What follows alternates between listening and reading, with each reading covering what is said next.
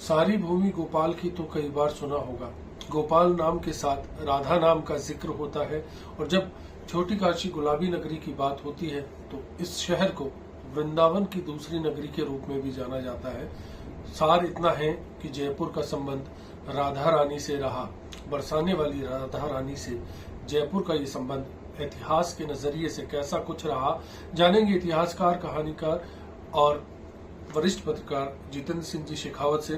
शेखावत साहब, राधाष्टमी आ रही है, कई आयोजन होंगे, लेकिन जयपुर के लिए यह आयोजन इस लिहाज से भी विशेष होगा कि राधा से जुड़ाव जयपुर का रहा है। हमारे दर्शकों की जानकारी के लिए जानना चाहते हैं कि वो जुड़ाव किस प्रकार का रहा, क्या वो इतिहास रहा है।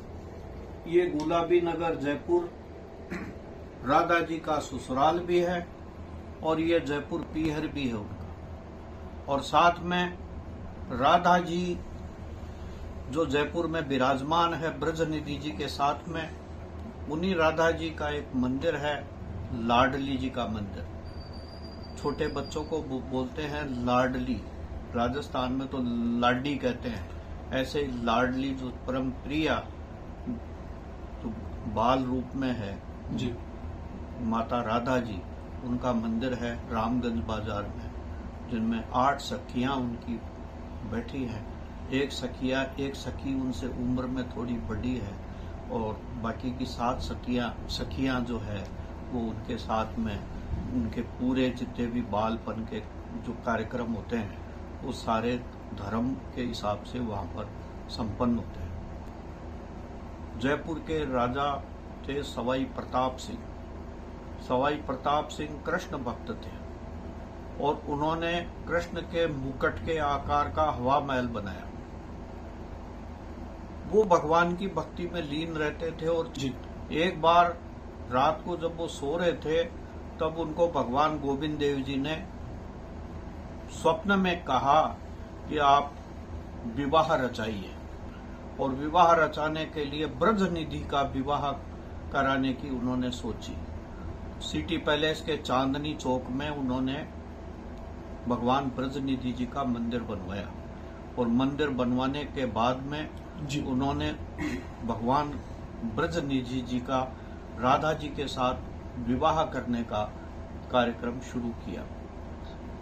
राधा जी की जो वर पक्ष है वो तो बने प्रताप सिंह, वधु पक्ष की तरफ से बने जयपुर के उस समय के रियासतकालीन प्रधानमंत्री दौलत राम हल्दिया, जिनकी हवेली जोरी बाजार में हल्दिया हाउस के नाम से आज भी प्रसिद्ध है। तो राधा जी को उन्होंने अपनी पुत्री मान करके और फिर वहां पर विवाह रचाया था।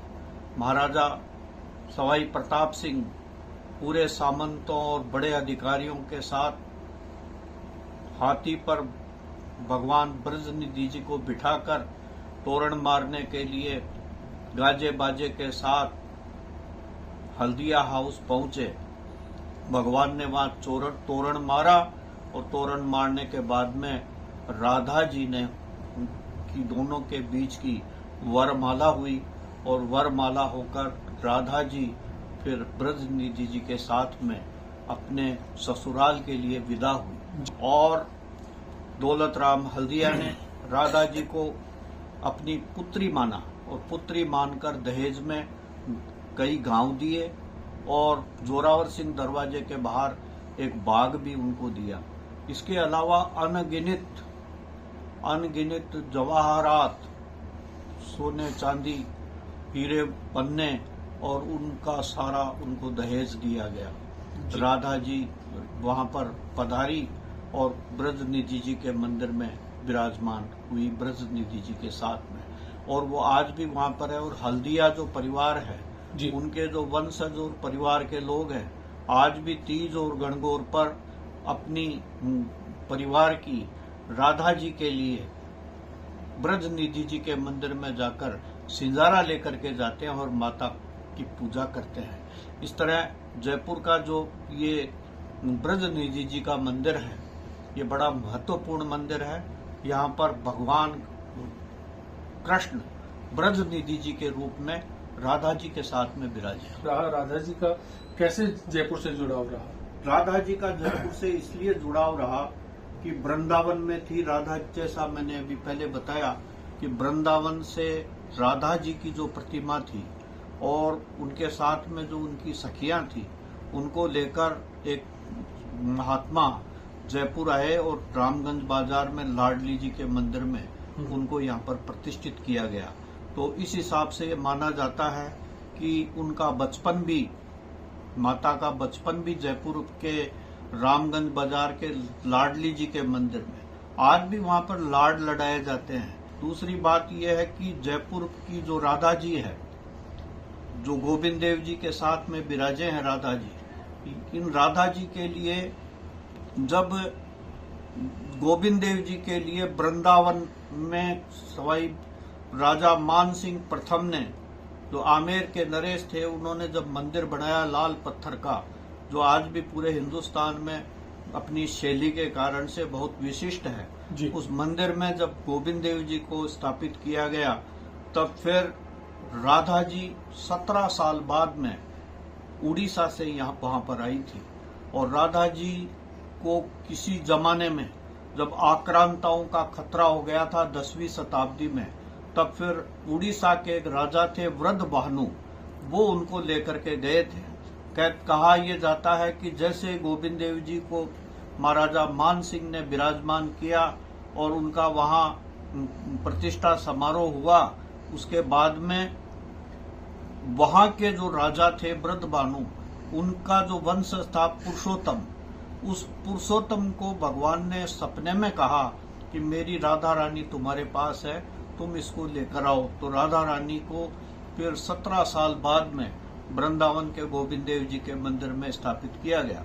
औरंगजेब ने जब हमला किया, वृंदावन के मंदिरों को तोड़ने लगा, वहां के गोविंद देव जी के मंदिर के ऊपर की टेकड़ी को जब उसने तोड़ दिया, वहां पर फिर शिवराम गोस्वामी जी, जो इस गोविंद देव जी के महंत थे, वो गोविंद देव जी और राधा जी को बैलगाड़ी में बिठाकर फिर जयपुर लाए और जयपुर में लाकर राधा जी को कनक वृंदावन में विराजमान किया।